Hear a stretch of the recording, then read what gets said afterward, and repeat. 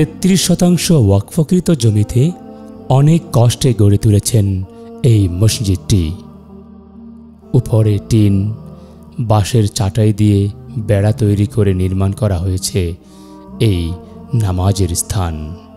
নেই ভালো টয়লেট এবং অজু করার জায়গা। প্রতিদিন সকালে কোমলমতি শিশুরা মক্তবে ছুটে আসে কুরআনের শিক্ষা নিতে। আমরা মসজিদটা বড় করতে পারতেছি না, আমাদের সামর্থ্য নেই। জায়গা 33 শতক মোট ওয়াকফ করা আছে এই মসজিদের নামে। উপরে টিন, নিচে খড়কুটা বেড়া দিয়ে আমরা একটা মসজিদ করছি।